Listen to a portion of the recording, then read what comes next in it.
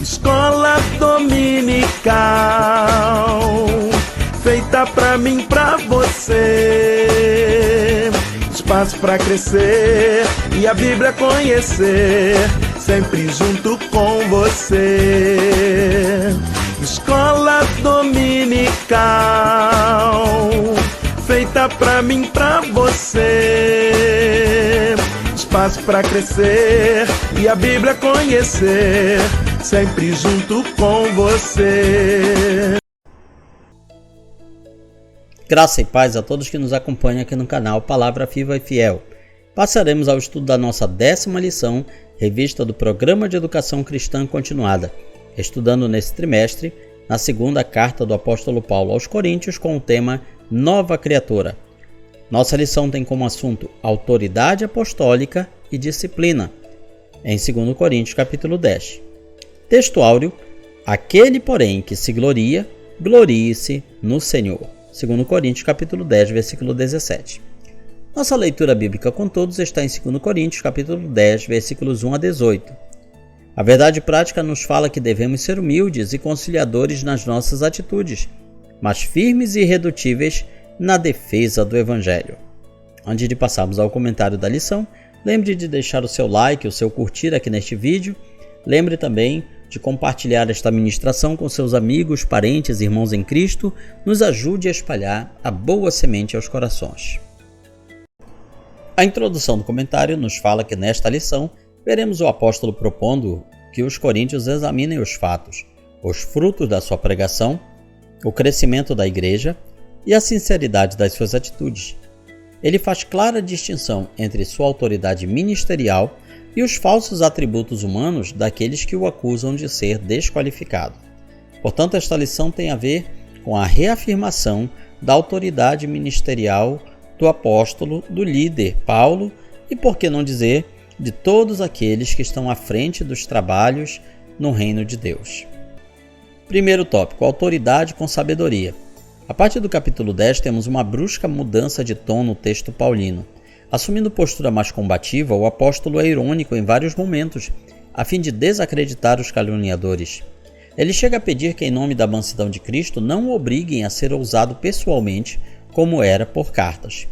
O que estava incomodando Paulo a ponto dele escrever isso? É sempre bom termos isso em mente. Qual a motivação do apóstolo?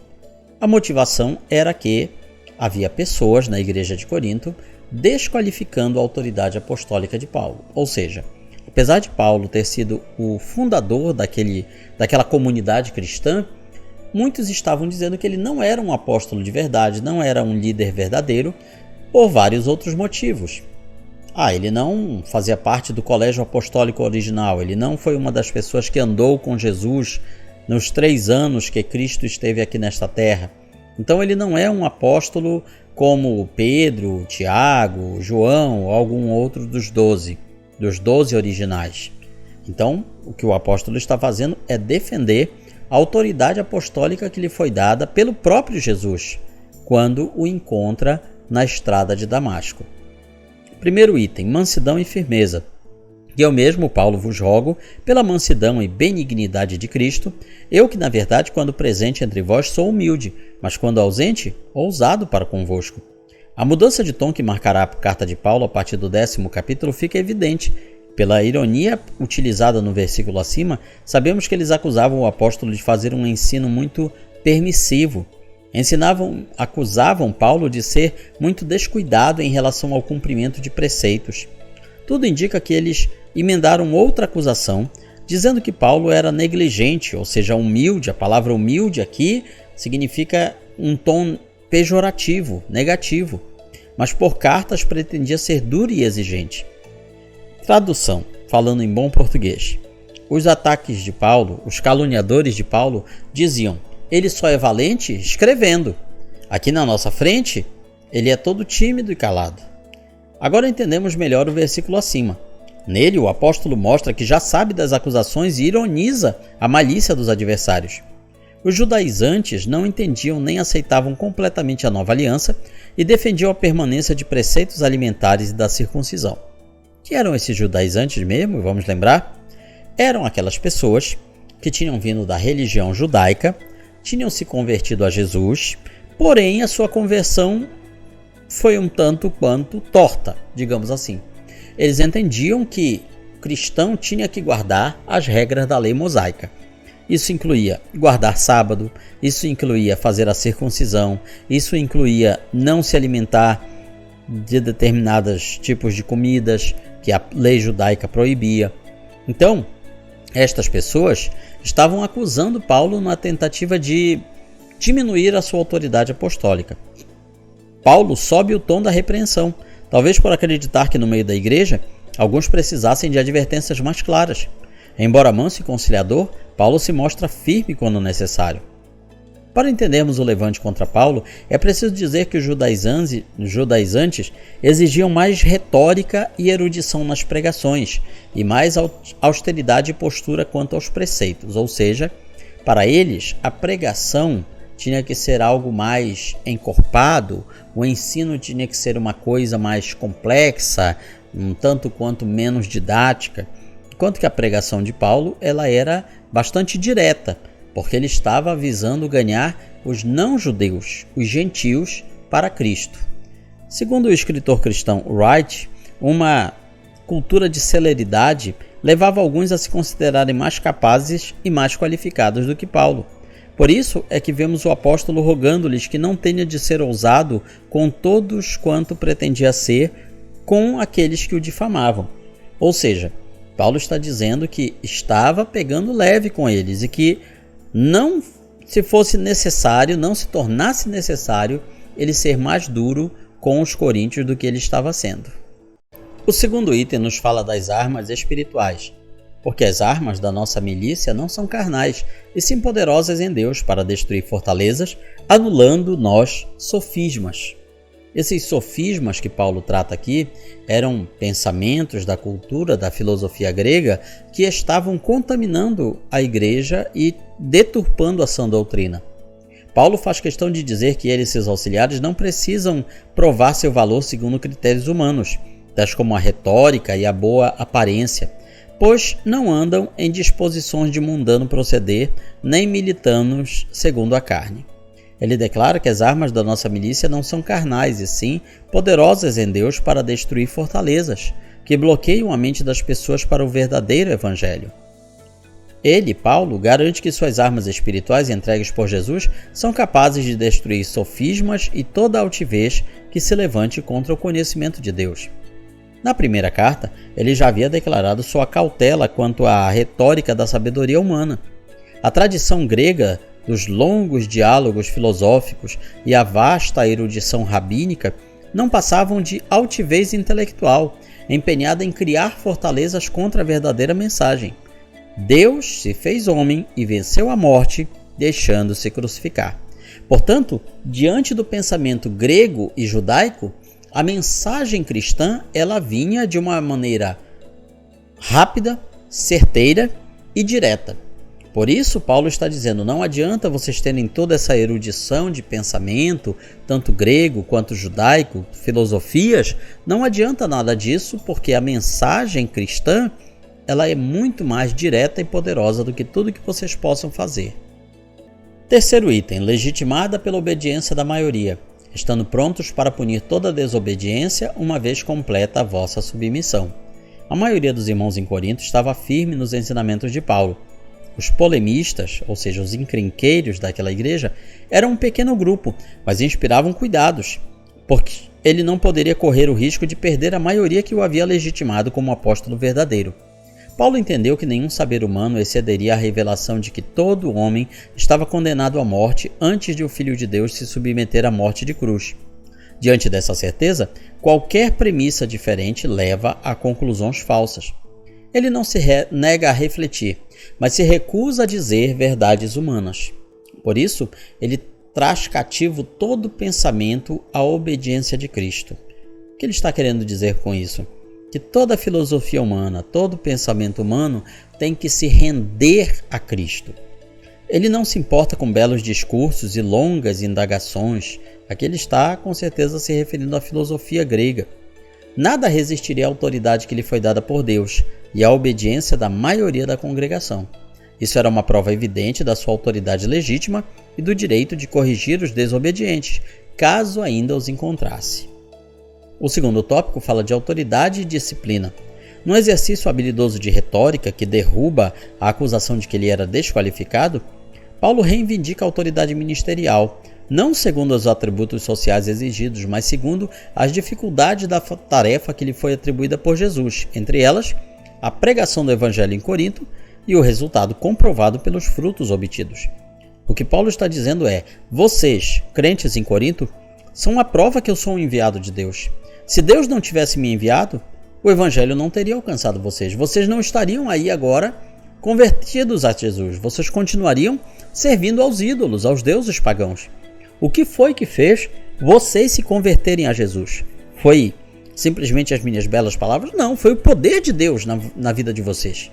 Eu levei esse poder de Deus a vocês e esse poder agiu nas vossas vidas. Então vocês são a prova de que eu sou um apóstolo verdadeiro. Primeiro item: a verdadeira autoridade. Se eu me gloriar um pouco mais a respeito da nossa autoridade, a qual o Senhor nos conferiu para a edificação e não para a destruição vossa, não me envergonharei.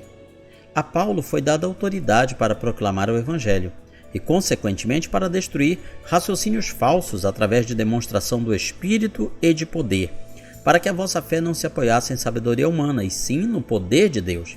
Então, se seus acusadores ostentavam belos discursos, ele poderia gloriar-se de ter recebido o poder do próprio Jesus.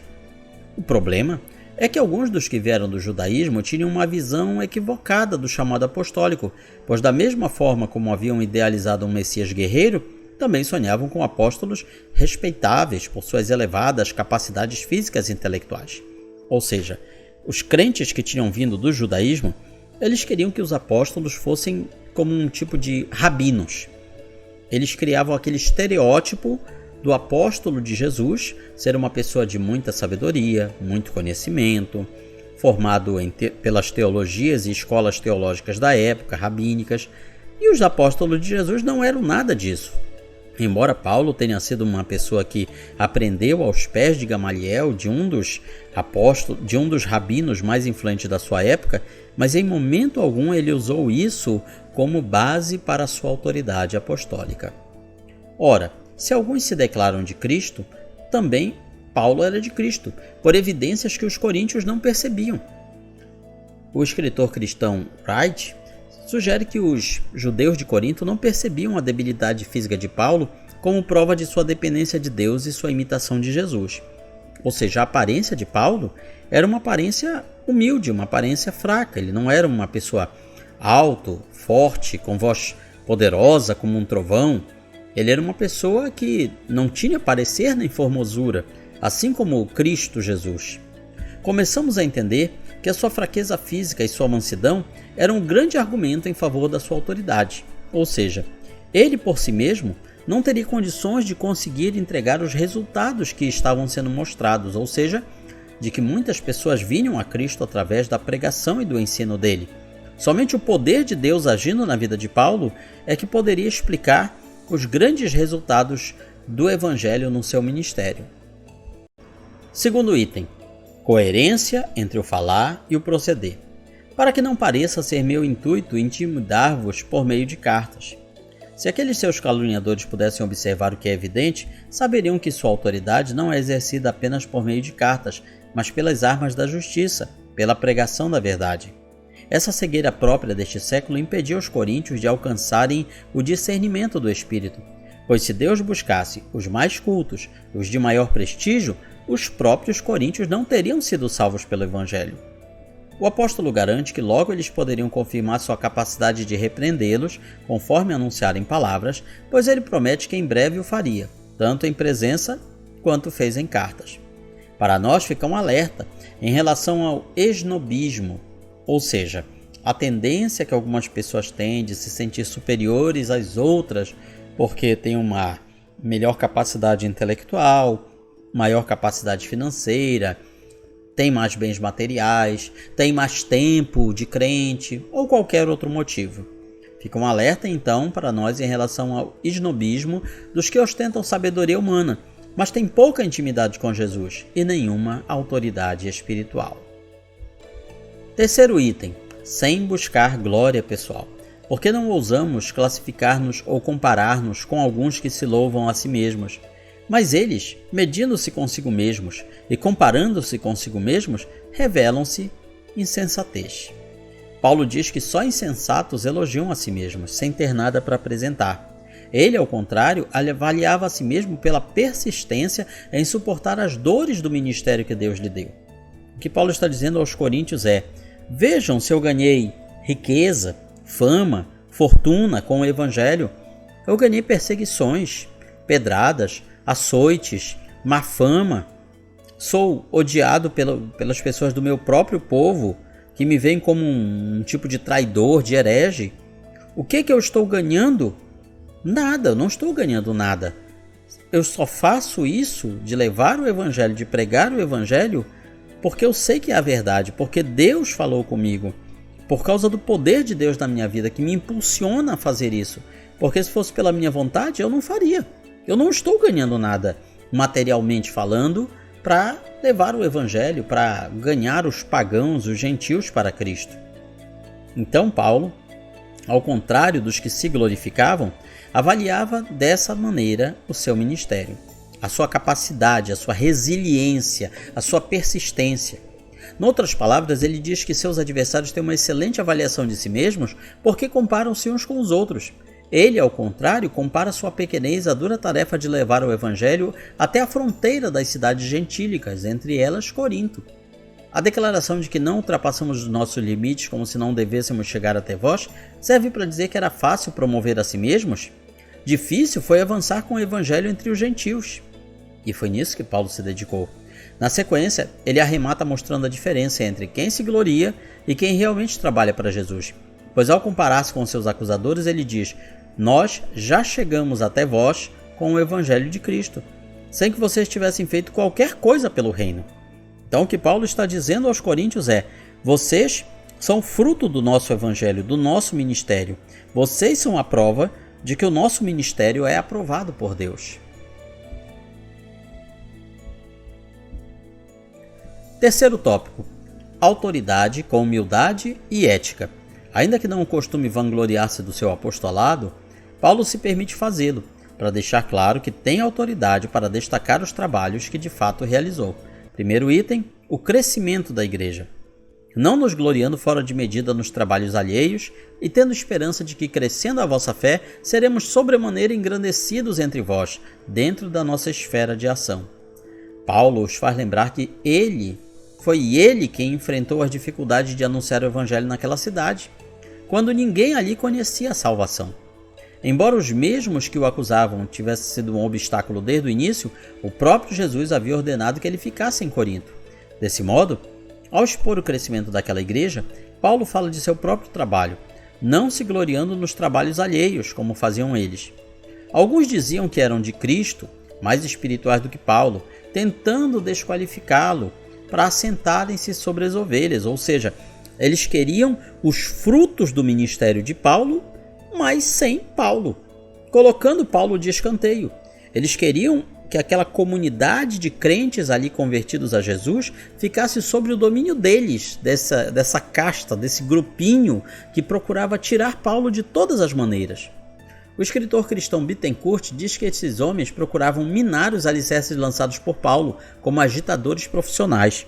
Ainda assim, Paulo tem esperança de ter seu trabalho reconhecido nos limites da sua esfera de ação, ou seja, dentro do que ele está fazendo, conforme tudo o que ele realizou.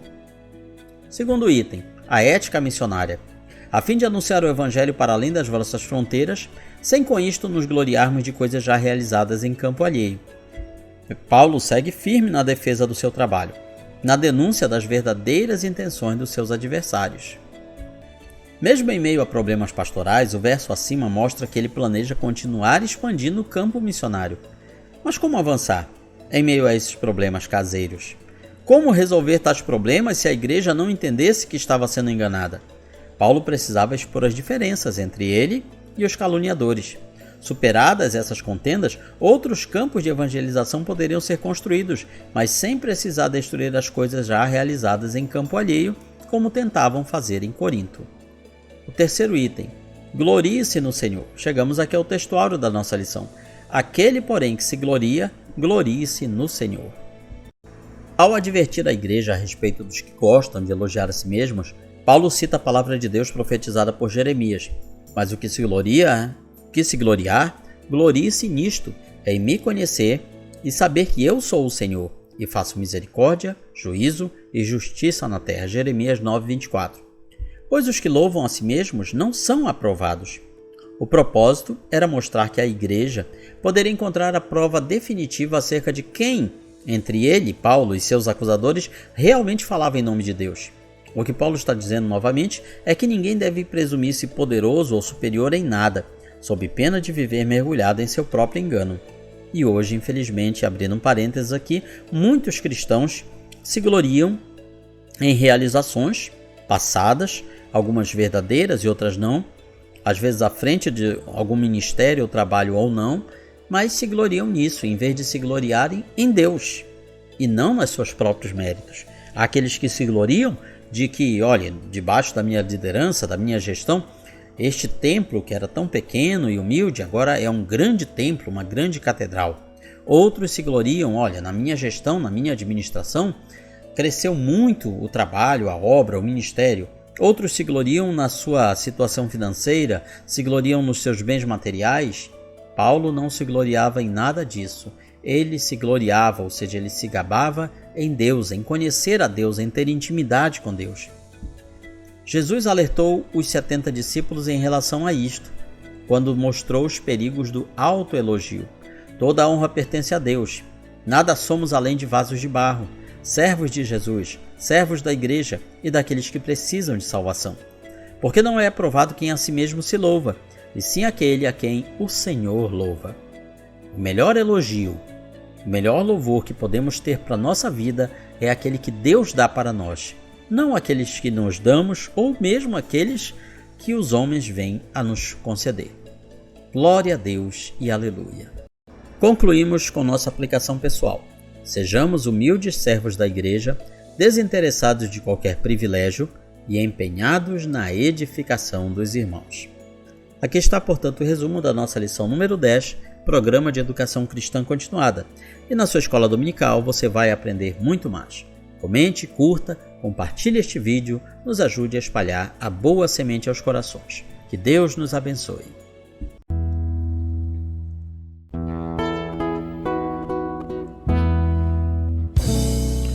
Findou-se o tempo de estudo da escola dominical. Boa lição aprendemos do nosso Pai Celestial.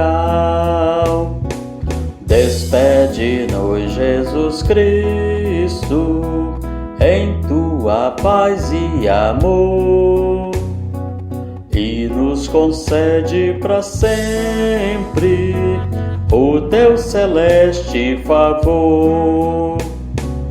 Aos visitantes e amigos agradecemos também. Que a paz de Deus reine em todos e até domingo que vem. E até domingo que vem. E até domingo que vem.